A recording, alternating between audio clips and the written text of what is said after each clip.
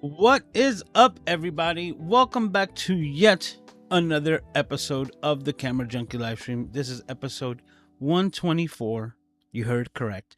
124 consecutive weeks of the Camera Junkie live stream every Saturday without skipping a beat. And as always, I thank you for taking the time and hanging out here with me. If it's your first time here, hi, my name's Lewis, also known as Mr. Camera Junkie, and please be sure to introduce yourself and to get the nice, warm Camera Junkie welcome from the Camera Junkie crew.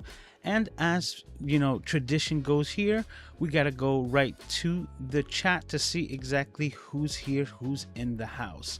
And surprise, surprise, first in the house is Mr. Rich Graham. Welcome to the stream, sir. And John is there saying, darn, second, just by the hip. What is it? By the nip of his heels. Yes. And always we have Mr. Paul Duncan, Mr. Moderator. Thank you as always for hanging out here and taking the time. Today, we're going to be talking a little bit about a new update, something that a lot of people have been clamoring for. But as I mentioned before, I think that Sony as a corporation, or the department as far as their photography and cameras go, they kind of have a nice ear to the ground, and they're always getting a lot of feedback. Like I mentioned in a previous live stream about the Sony ZV, the new ZV, is it the ZV-E one? Yes, they've got so many variations. Yes, the full frame one, and that camera really caters to the content creators that Sony has hosted in their previous camera camps. So Sony has been famous for hosting these events, I believe for like the last 4 years.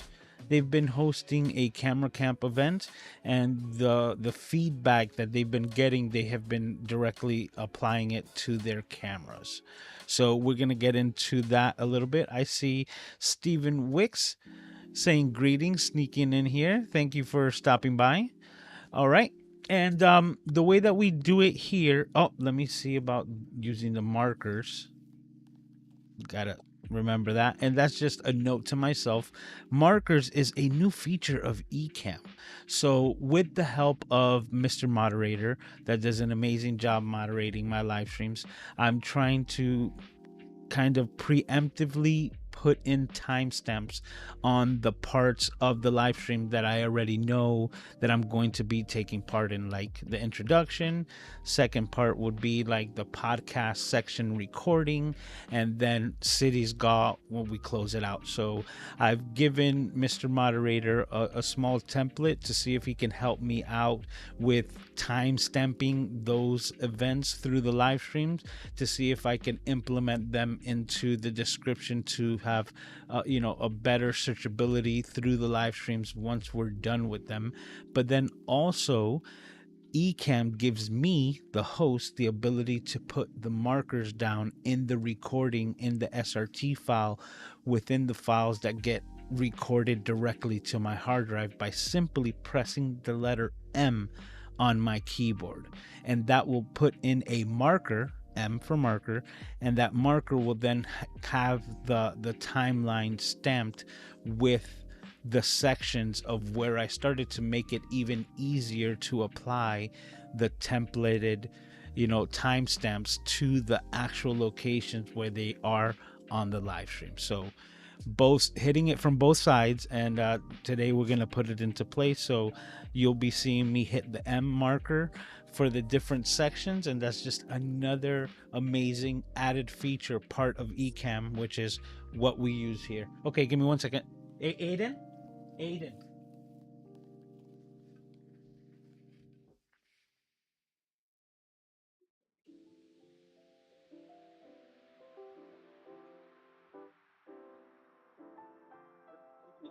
I already told you that.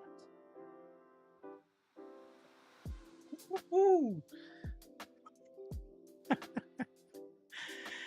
Above all, I have to be a father, and had to just, do my fatherly duty and make sure that Aiden is okay.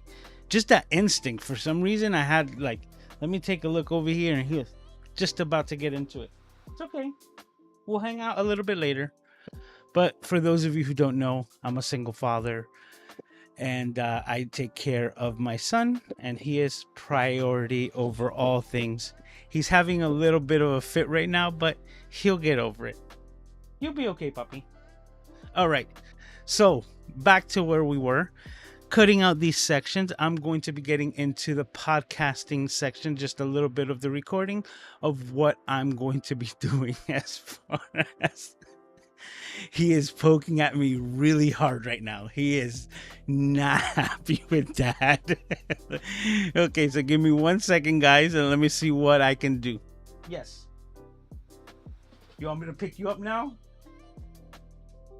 Okay. Ugh. Ugh. Ugh. Come on. See how we can get this guy in here. Everyone, Aiden making his appearance, hanging out. So let's see how long it's gonna take for you to get bored with Dad and then ask to be put down, because that's usually the game, right? So what interests you, buddy? You gonna do the podcast with me today? You gonna hang out here? Okay, we're gonna try it. Okay, let's see here. And this is a prime example of Aiden first. So here we go. I'm just trying to get this headphone. Just move the headphone, puppy. All right, we're good. Hang out there. Okay. Oof. You could just stay right there, puppy. I gotta just talk into the microphone, okay? So I'm just gonna pull up my notes.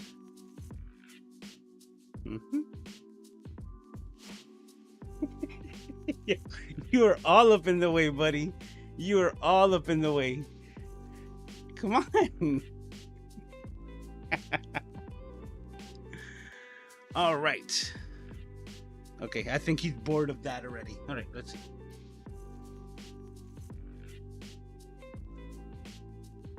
Yep. That was about all the time that it took. All right, and we're back into it.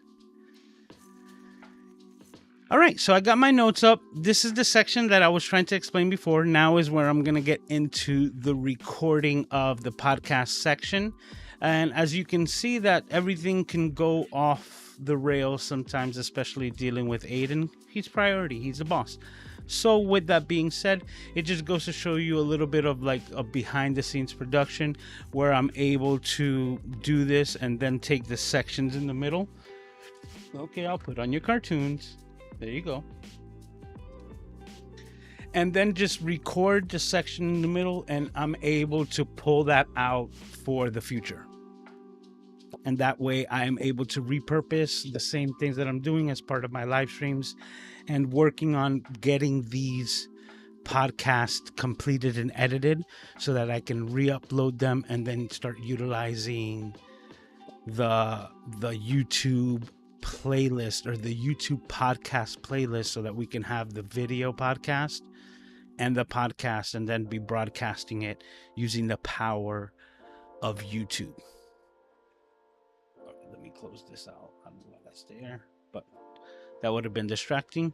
With that being said, time for my soliloquy, and this is what I was talking about. Now I'm going to hit the letter M, and now that was the wrong application, so let me get back into Ecamm.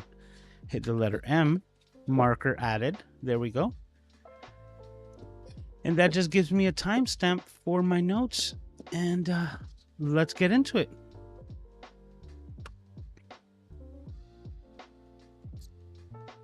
What's up, and welcome back to another episode of the Camera Junkie live stream. Today we're going to be talking about the new Sony update for the Sony FX3 camera.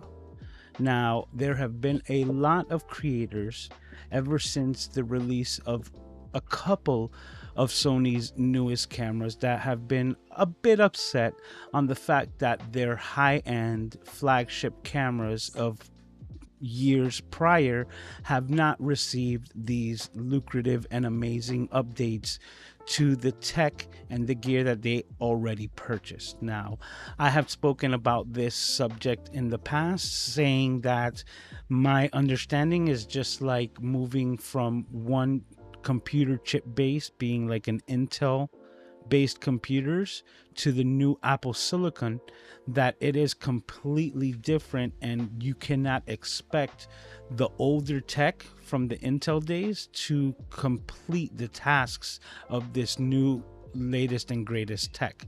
So even though the cameras are just 1 or 2 years off in difference, the processors built within them and the AI leaps and bounds of, you know, information technology that we've been able to apply into these cameras really cannot go backwards, because they're putting their best foot forward. And that has roughed up some of the feathers, because some of these features, one of them that I'm going to mention, which is focus breathing compensation, was first introduced in the Sony A7 IV. Now the A7 IV is their like standard hybrid camera, which is kind of like right smack in the middle, best of both worlds when it comes to photography and videography. And this was the first time that this new AI type of technology was built in, giving you focus breathing compensation. Now, if focus breathing is something that you've never heard, let me elaborate on that just a bit. Focus breathing is when while shooting video, not photography, but while shooting video, the lens is going to be auto correcting itself with the autofocus depending on the subject that it's recording, if it's moving closer or further away from the lens. And while it does this, excuse me. And while it does this, it actually tends to pull in the frame itself, and it feels like there's a breathing aspect, like the same way that your chest would rise up for every breath. That's kind of what the background starts to do within the shot as the focus motors are hunting to get the perfect shot. And this is what is being referred to as focus breathing, that depending on the location of the actual subject that's being focused on will change the framing of the shot. Now, cinema cameras in the photography or in the videography world don't have this issue, because cinema lenses are designed to have this corrected in them. But because we're coming from the world of hybrid shooting, where we're using a digital hybrid camera that has the capability to do both, they are using aspherical lenses, which are traditionally based for photography in the videography space, which is what brings on this focus breathing issue in some cameras. So now what Sony has done in their latest firmwares is created kind of like this little 1.1 crop that comes within the shot, that just digitally crops in or just zooms in a little bit to give it a bit of wiggle room, so that they can actually give you a consistent shot. And even though these lenses, and unfortunately this only works with original Sony lenses, so that's a little asterisk, that at that moment they have the ability to adjust for that focus breathing, and now you can use an aspherical lens more in a type form or more of a use case scenario as a cinema lens. And no matter as you move in and out or further away or closer to the lens, you don't have to worry about the focus breathing with a lot of first party Sony lenses.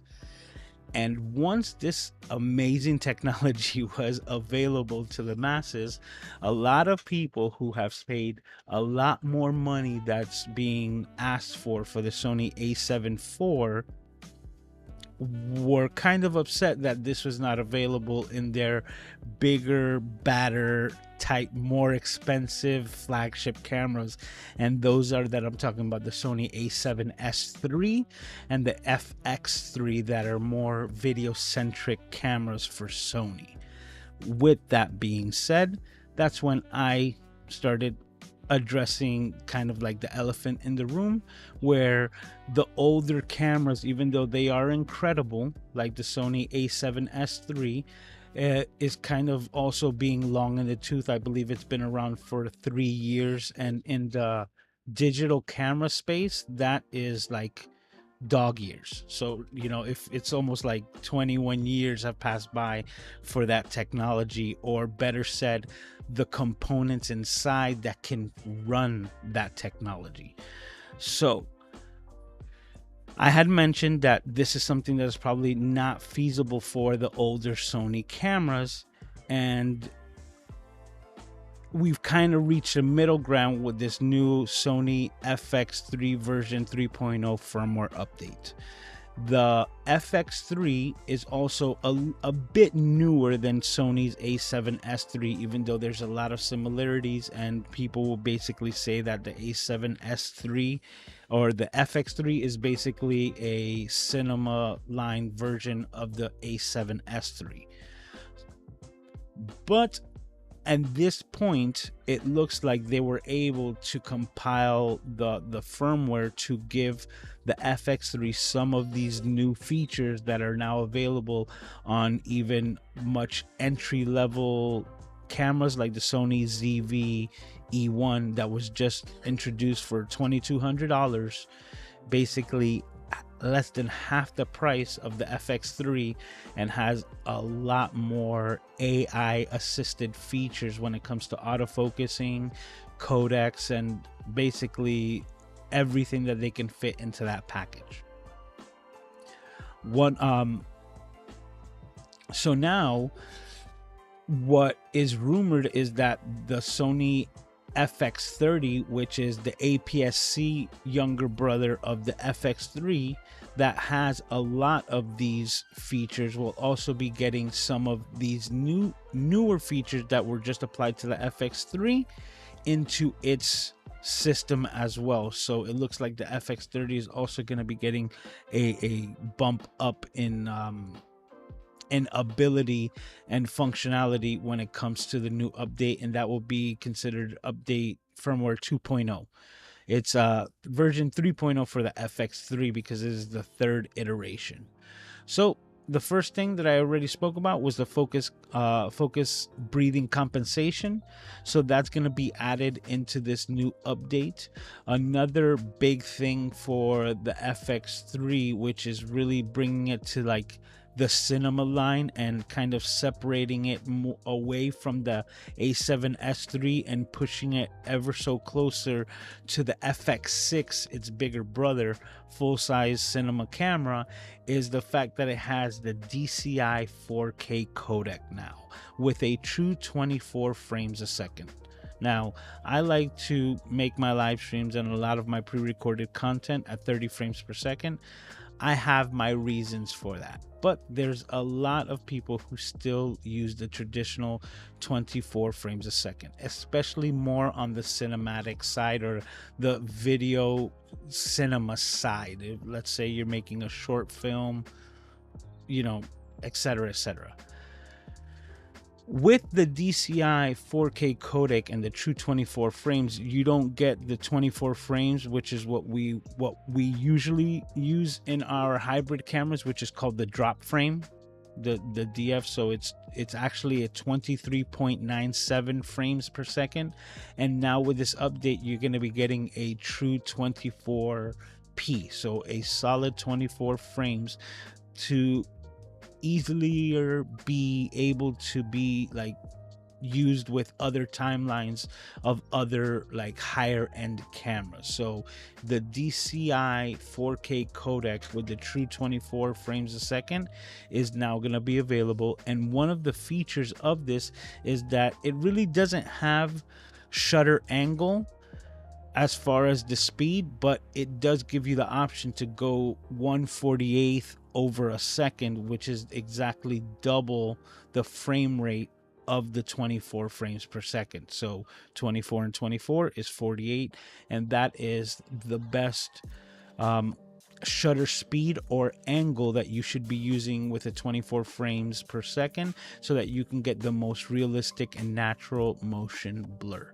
And that's an amazing combination. And another feature to it is that they also added a 24-second P slow motion, so there's no like confusion, or there's no difficulty with mixing different video files from different timelines in your editing suite, because of the simple fact that you'll be able to double a 24 frames a second to 48 and get a solid like 2 times slow motion out of this camera, now available with this update. So it doesn't have an official shutter angle. It does give you the option to go into 48p, or 1/48 a second as your shutter speed. Now, kind of gonna elaborate a little bit more. If you've never heard of shutter angle, this is what is found in more cinema cameras, which is that you're actually doing a degree of angle on your shutter speed. And that's when, as a camera junkie, I always try to emphasize how you would use that on a hybrid camera to get the best motion blur in your video, the most realistic, so that it's not jarry or off-putting to your audience. Which is, if you're shooting at 24 frames a second, you would want to double that to get the best motion blur, which is the angle of 180 degrees, being exactly the opposite, or in this case double. So you would actually go to 1/48 of a second to match that. And then if you were to double the speed, right, most cinema cameras will automatically double the frame rate to whatever your shutter speed is set to. Man, I think I might have confused that a bit more. So as far as the podcast, I'm not sure if I'm going to leave this section in there, but I'm going to do my best to explain this. So it's a basic doubling of your actual frame rate. So if you're 24 frames a second, you're going to want to shoot at 48 of your shutter speed or shutter angle. Hybrid cameras don't have 48 unless you're talking about something like this in the cinema line, and you're usually putting it to 1/50th of a second, because it's the closest that you can get to the 24 frames, so that you can get your motion blur as best as possible with that limitation, because it's a hybrid camera and it's not solely dedicated for cinema. But if you're shooting at 30 frames a second, then to double that would be 60, which is available natively through your hybrid cameras, which is one of the many reasons why I shoot 30 frames a second in my personal footage and my personal content. Because of what I'm creating, I want to get the most natural motion blur, and with the limitations of these cameras, that's one of the reasons why I shoot at 30 with 60 as my shutter speed. Hopefully that best explains it, but it just continues down the line. So if you're shooting at 60 frames a second, you're going to be at 120, so on and so forth. If you're shooting at 120 frames per second, you're going to want to be at 240, and it just scales up and up in there. And that is like strictly to keep the best, most natural motion blur in whatever footage that you're using, because slow motion isn't gonna look good if it doesn't have that accurate frame rate. Now, another feature that is being added to this new cinema camera, which is once again pushing it a bit further away from the hybrid A7S3 and more towards the FX6, is the de-squeezed display for anamorphic shooting. So now, whether it's 1.33, 1.66, or even 2.0 as far as your anamorphic squeeze factor, it is now built in natively to the FX3, and that's also part of the update that I believe is going to trickle down to the FX30. And now you have the ability to use de-squeeze naturally within the camera. Now, to break that down, anamorphic lenses are designed to actually take a wider range of view and squeeze that image down to a 2:3 output that was enabled the producers of film cinema, and I say film cinema meaning they were using actual film, and to maximize the film they put it sideways. So instead of using a 35 millimeter exposure in the widest, they put it long ways, which was what we consider super 35, and they were able to shoot more images on the same amount of film. So it was a process that was designed to maximize the amount of footage that you can get, because the term that we use, footage, has to do with the actual length of feet that people had to use to shoot a movie. And you know, like it gets lost in translation because everything has been digitized nowadays, but those were the limitations of the cameras. But with that being said, the anamorphic style was what they did to compensate to get the most out of what they had. And because we've been using that for close to 100 years, it's now become almost a staple of the cinematic world. Along with 24 frames a second, anamorphic lenses is something that is found more into the cinema line lenses, and now you're able to apply that to this camera, moving you away from the standard hybrid spherical lenses and allowing you to get that true wide anamorphic cinematic shot and bring it into the camera. And what this update does is that now it naturally understands it, and if you wanted to see the de-squeezed elongated image right from the back of your camera, you're able to apply that with the firmware and record it, so you're good to go with anamorphic lenses.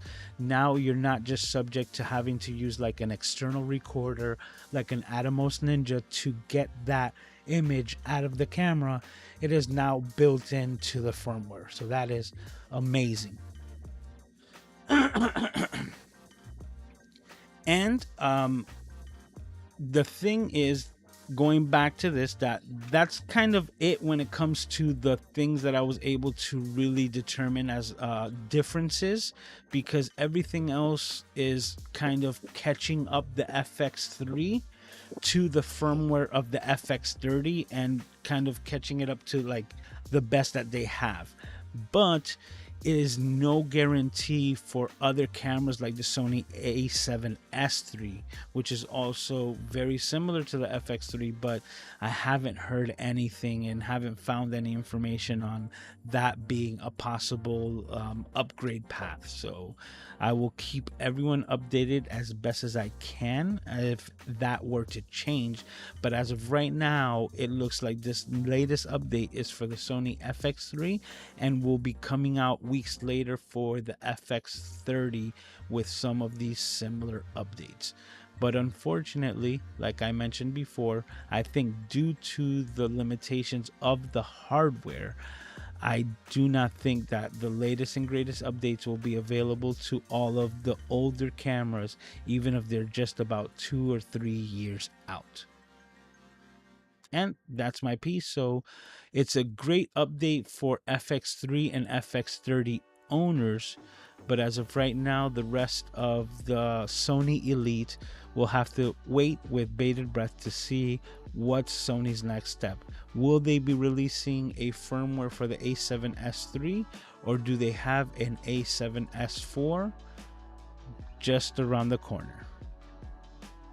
I don't know, but if it does change, you can definitely make sure to subscribe to the Camera Junkie podcast, and I will be keeping you up to date as best I can with all the latest information. And with that being said, now I'm going to get into one of my favorite parts of the podcast, which is Cities Go, channels that I think you should go and watch. This is a section where I like to highlight a channel on YouTube that I would recommend you to go check out and watch. And today's Cities Go, boom, is none other than Omar Gonzalez. Omar Gonzalez is kind of like one of my OG photography channels. He's based out of New Jersey. He's a portrait and event photographer, so he does family, single portraits, and also like events like bar mitzvahs. I'm not sure weddings, because I don't think he does too many weddings, but I guess all other kind of like social events is what he's available for. But he's also a really good photographer. I've learned lots from him. He's kind of a camera junkie. He's been moving around from camera systems, so I think he's currently shooting with Nikon as his workhorse, and literally when he's getting a paid gig, he's shooting Nikon. But he's also a huge fan of Fuji, coming from the Canon space. So he's got experience with a variety of different cameras. And if you haven't checked him out already, I highly recommend you go take a look at Mr. Omar Gonzalez, this week's Cities Go, channels that I think you should go and watch. And now I'm going to go back to this, and I'm going to hit another M. So that's my Cities Go marker. There we go. So yeah, this week's Cities Go, Omar Gonzalez, channels that I think you should go and watch. And that will conclude this week's Camera Junkie podcast. Thank you as always for taking the time and hanging out here with me. And I can't wait to do it all over again next week. Talk to you. All right. And there we go. I'll somehow figure out how to make that into a feasible podcast. And that's things that I've also done here live on these live streams, editing my podcast and showing you a behind the scenes of how I get that done. But with that being said, time to go back to the chat to see who snuck in here while I was talking and see what's going on with the Camera Junkie crew. All right. So last thing I saw was, okay, we were saying hi to Steven. Is John saying hi? Okay, my favorite text says, watching on my phone and saw the emoji stickers. Nice. Melanie's in the house. She's saying hello. How are you doing, Melanie? So gotta love the fam. Hey, appreciate you hanging out. Everybody's saying what's up to each other. He says he wants to be a star. I guess we're talking about Aiden at this part. Yep. Yes, Melanie's saying hi to Aiden because he runs the show. Look. That's my guy, man. He has no idea how much I love him. Oh, man. Okay. Once again, have to go to fatherly duties and just take a quick peek and have to handle something. So I'll be right back to the messages.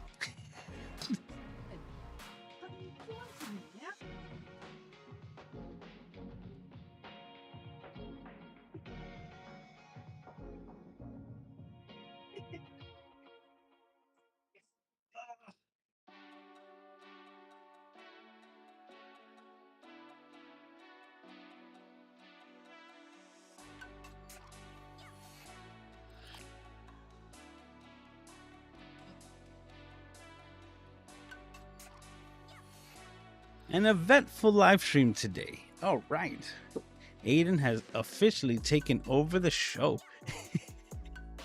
Says hanging out with the young fellas. Yep, always. So I think this is Aiden's 124th live stream.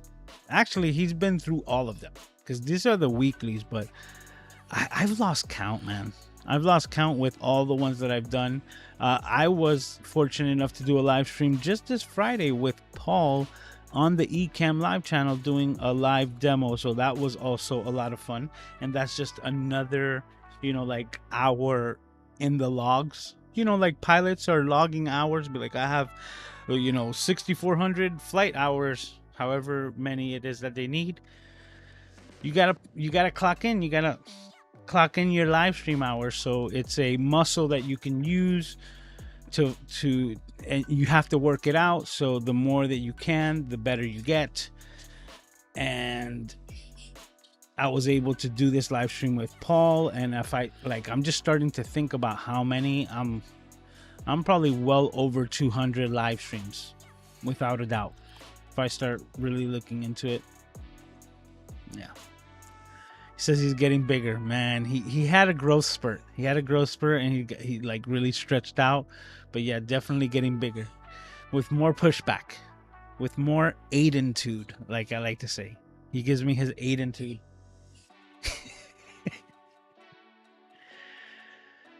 It says just got back home from my son's football game in 90-degree weather.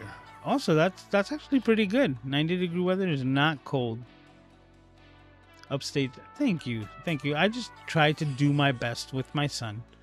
We're all learning, right? When you become a father, you learn that your father didn't get a playbook.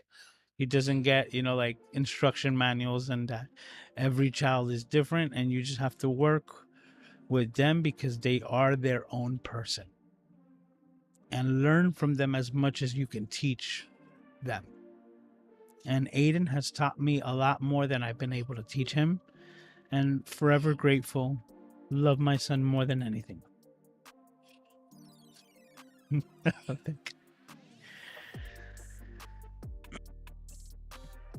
Okay, Melanie says, breathing. I thought it was crazy for noticing that. I was trying to explain to someone, but they had no idea what I was talking about. Yeah, the focus breathing, and this is the whole thing. It's like the real gist of it is like once you see it, you can't unsee it, right? And that's kind of like the premise with everything with me, even as far as editing. Like when I start editing and I know I can fix something, I'm gonna have to fix it. I can't just like let it go because I know I have the ability to. So that's it. But yeah. Oh, Kevin's in the house saying hello, late to the party. Hey, never late, man. You get here, it's on time. Late is if we don't see a comment from you, right? Then it's like you're on the replay squad, which is also highly appreciated for everyone who watches it. And just in case, Sly, if you catch this on the replay, giving you a shout out. And also, Dragic. Yeah, Mr. Mac, he's always watching on the replay. All right, Kevin is saying, has everyone hit the like button? And that's true. I forget to mention that.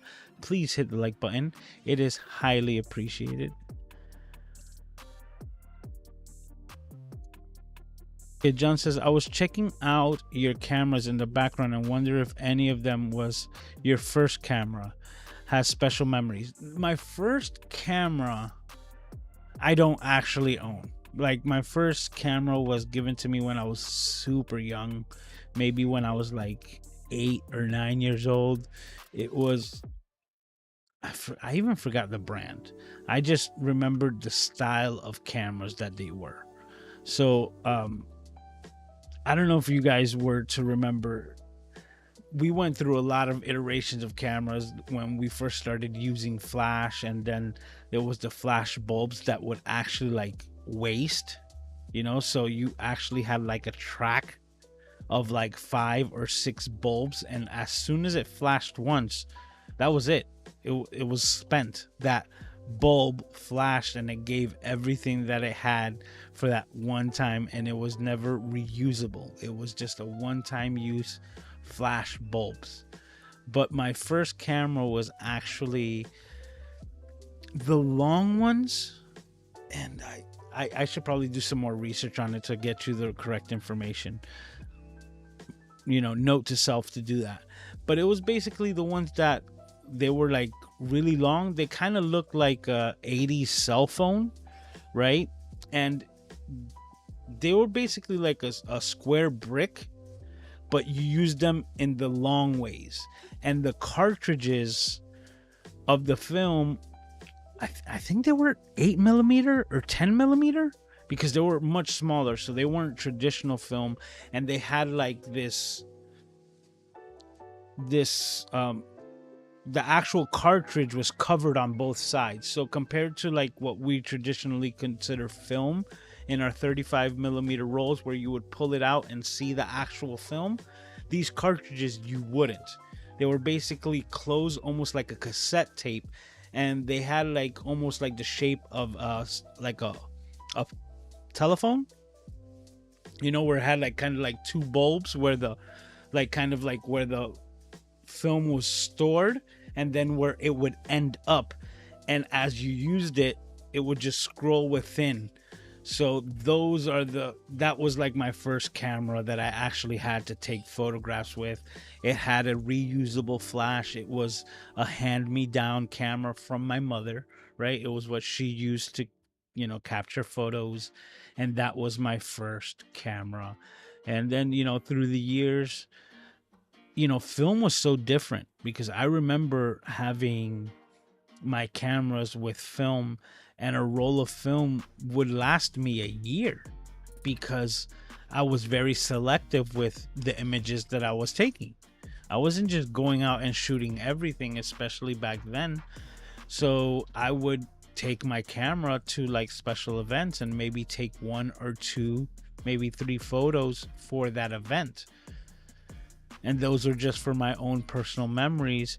So 36 exposures in a roll of film would last me quite a few events before it was used up. And then it was like the surprise of going to, back then, Eckerd drugstore, and having that processed, and then getting the photos back. The real game changer for me, I'm gonna be honest with you, was when I found out that I didn't have to pay for bad photos.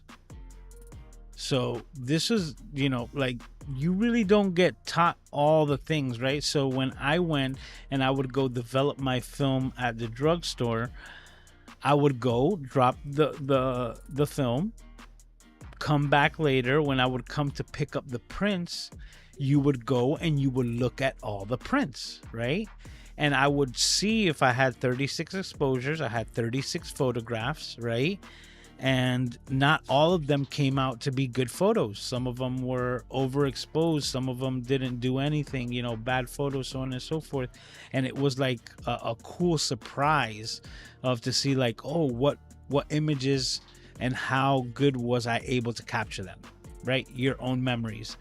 And I remember one time that I just, like, I don't know if it was a problem with the camera or something, like the majority, and I would say close to half of all the exposures were bad. Maybe it was even the film wasn't too good, right? I digress. Like, I just kept seeing blurry images, like nothing really showing. And I guess I showed the frustration of how many bad photos are coming out of this stack. And the person behind the counter saw me with my frustration, and they were like, yo, what's wrong? And I'm like, yo, like half of these didn't even come out, you know, like they're all blurry and everything. And it was just that they let me know, like, well, if they're blurry and they're no good, you don't have to pay for them. And I'm like, what? And I'm thinking like I'm asking for a service and I want to pay for my exposure. So I'm paying for you to make all of the photos from my film. And they were like, no, you know, through our service here, you just pay for the photos that you're going to actually take. So if these are no good, separate them to the side. And I kind of paid half of what I should have paid at the end of the day for my photos, because half of them were bad. And I was like, that is freaking amazing. And that really started making me take more photos. But prior to that, it was always like very, very stingy with my images, because of the simple fact that, you know, I was thinking that I had to make the most of everything, because if not, I would still have to pay for everything. And being a young man without a job, you know, like in, yeah, this is even before my teenage years, like every penny counted to make sure that I was doing something that I enjoyed. Oh, thank you, Fall. Paul is in here saying, check out new items at my merch store. Appreciate it. I do have some new updated designs on, you know, some of the same motifs, because if it's your first time here, I always talk about upgrade your skills before your gear. It's one of my mantras, right? Because you can make the most out of what you got. And when I started getting recognized for my photography, it had nothing to do with buying a better camera. It had everything to do with me upgrading my skills. So as a mantra, I kind of had only one image style design of like t-shirts available with that slogan, with that saying. And then I realized, you know what? To kind of branch it out, I say it so much, but Nike, right? Nike is a big brand corporation. They have their slogan, just do it. And they rewrite it over and over again on a bunch of different designs with a bunch of different fonts and letter faces and so on, that I was like, why aren't I doing the same thing? So I took some time and I created some new designs of the same slogan and some new ones as well, right? Like XML Life is available through the link, so you're able to see my latest creations. And FYI, these are all created and designed by yours truly. So everything that you see me do or that I'm take part in, just know that it's like me actually doing something, both for fun but also to give back to you all, the Camera Junkie crew, because I don't really make money off merch, you know, especially through these systems, but I do like to have the ability to spread the Camera Junkie awareness to everyone and to show support by, you know, picking up a t-shirt because you are a camera junkie yourself. So latest designs are available right now at the link there, the MCJ store at mrcamerajunkie.live/merch. Okay, John says, I think the long 2-reel cartridge style. Yes. 110 film camera. That's exactly what I was telling you. Like, that's exactly it. I bet you. Let me just highlight that real quick. Oh, can I copy that? Let me see this here. Okay, I'm going to do something here. Oh, that's what I can do. Boom. There we go.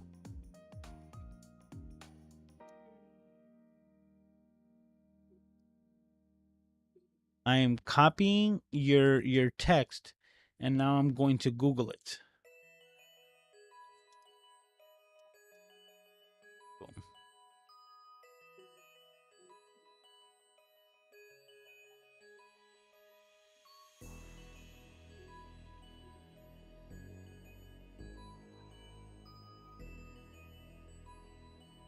That's the cool thing, right? We have the ability to do it.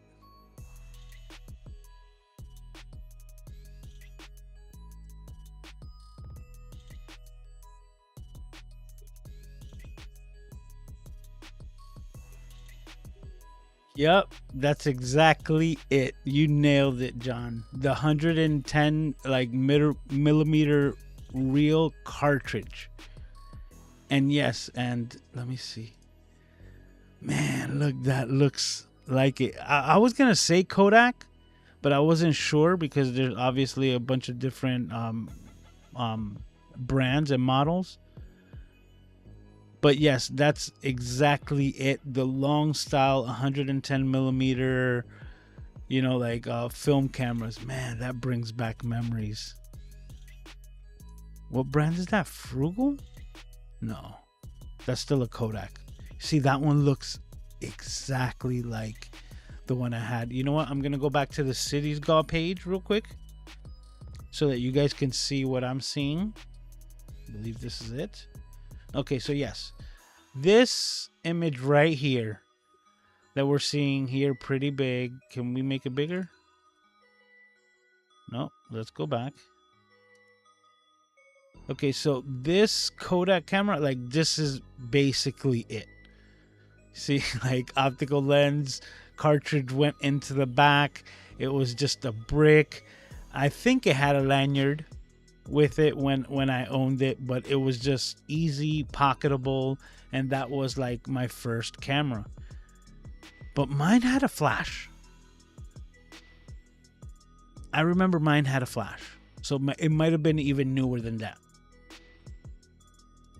because I remember it had a flash. Yeah, looking like this one. What? Oh, check this out. This looks just like it. You see, with the lanyard. And the big flash on the side. A Star 110, man. Oh, dude, that is just bringing it back. Like I said, it looks like an 80s cell phone. Oh, man, that's so dope, man. How much is this? $10? Yeah, I think I'm gonna have to check this out and add this to the collection for $10, just to throw it up there as well. Oh man, this is bringing back all the feels.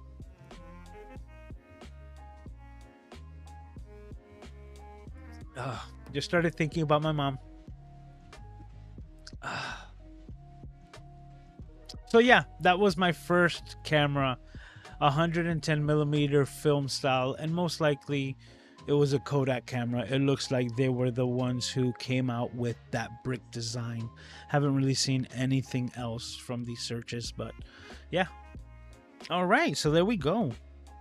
Now, one of my more recent cameras that I say is kind of one that kind of rekindled the photography when I left from the film days, right? From when I left school to going digital, was my first digital camera, which is this guy right here, the Minolta Dimage G530. This little guy right here. Little compact. Yep, still has battery, still works. Hey, look at that Inception. What's up? But this little guy, LCD, but it still has an optical viewfinder. So even though it has a little LCD that you can kind of preview the image and also review images, it's a 5.5 megapixel, but with macro capabilities. And that's why this camera is actually really good. Used it a lot of years for my electronics repair because of that macro feature. So when I was dealing with small, tiny electronics, and I would have to like RMA something, get a you know, because of a damaged part through shipping or something, and I would have to show the damage on these small intricate devices, this was a game changer because I was able to take the photo and also apply its flash to this macro photography. So it actually gave surprisingly good bright images that was demonstrating the damage of those repairs with only 5.5 megapixels. Tiny little compact camera, and still works till today. The Dimage G530, and this one is like my first digital camera that really started getting me kind of back into photography. Oh man, I'm still reeling off of that like nostalgia trip on that old camera, man. All right. Oh, BZ's in the building. Tom Buck is in the house. Better late than never, sir. Very true. Nice to have you in here, even if it is for a little bit. Says the little negatives. Yeah, exactly, right? Like when I used to get those strips, right, from, you know, Ecker's Drugs from the pharmacy, getting my films developed. Oh, John says, love it. Remember the terrible Pentax trying to find image center using the offset viewfinder? Exactly, man. Oh, but the whole thing is that we worked with those limitations, right? You would know that you couldn't get a dead center picture, so because of it, you would actually shoot a little off to the left because you wanted to get that image. But you know, technology, even till today, like, you know, Kodak, um, I forgot, Polaroid, not Kodak, a Polaroid camera is still like such amazing technology that, believe it or not, the reason why they're not so prevalent today is because Kodak kind of has the secret sauce to making their film. Now, there have been Kickstarter projects and so many other things that they have been trying to recreate or create a new type of film emulsion that you're able to use in a Polaroid camera to get instant images. But they have yet to actually create anything that would even resemble the quality of the original, which is very interesting to think that for whatever reason, today's day and age, we can't replicate or even better that exact technology of the Polaroid. Now, there's these new ones, right? I think the Fuji Instastacks, but it's a different type of technology and the images are much smaller because of it. Because those are just like small little wallet size images comparative to the pretty substantial size of a 1x1 Polaroid. So it's very interesting, but you know, when it comes to the technologies, we always did the best with what we had and we worked with our limitations. And that's kind of what I try to instill even till today. Like these cameras, all of them, they have so many more capabilities than all of the cameras that we're talking about right now, whether it's Polaroids, this Kodak 110 camera, anything like that. And yet there's still people who want the camera to do everything for them. We did the best that we had with the limitations and the cameras that we had at the time that we had them. And I still think that that applies till today. Even though they do a lot more, still do the most with what you have. Kevin says, my grandma had a camera similar to that one. Paul said, I had one of those. My first camera was a Kodak Brownie. Ooh, those are old school, man. Those are nice. Imagine if you would have still had that camera now, because I think they go for a very lucrative price. Let's see.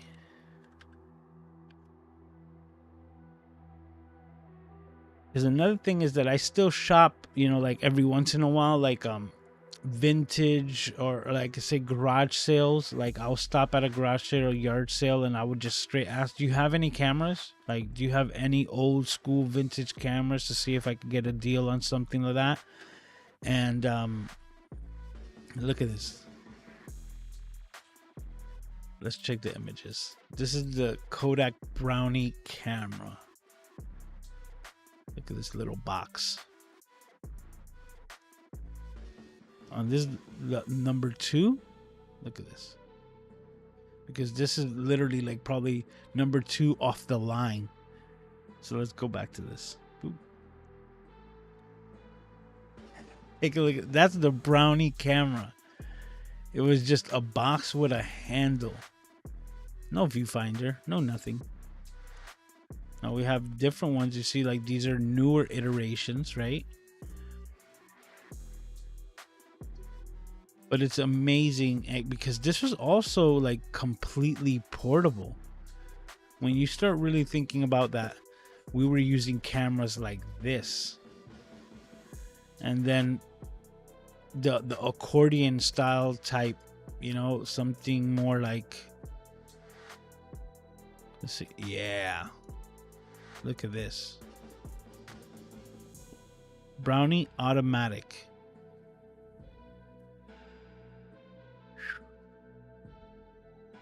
That's actually not that bad. Couple $100.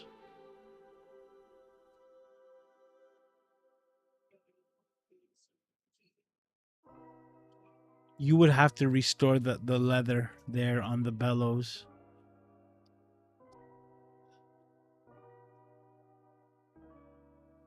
Not bad. I can lose so much time in this, but let's not go down this rabbit hole together. I would like to thank every single one of you for hanging out here with me, as always, making this the most exciting part of my every week. I have to thank you all for taking the time and hanging out here with me on the Camera Junkie live stream. Oh, we got Scott hanging in here, just sneaking in last second, saying what's up to the crew. Kevin says spray and pray. That's how I learned. Hey, but you know what? I would asterisk that comment with this.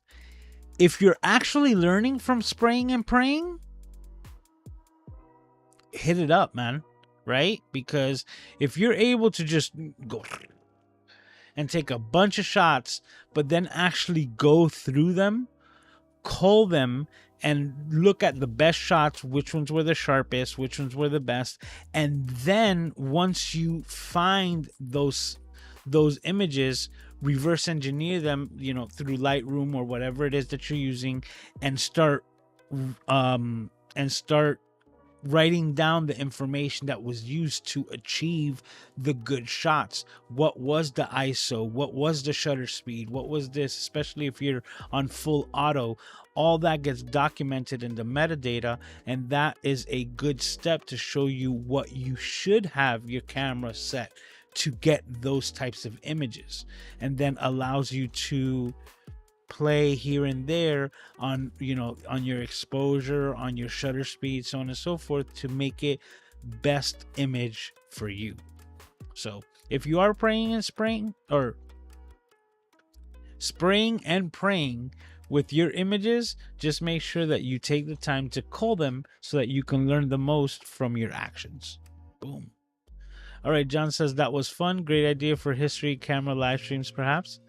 I had done that one before. Like, I had done like the past 25 years of cameras and stuff like that.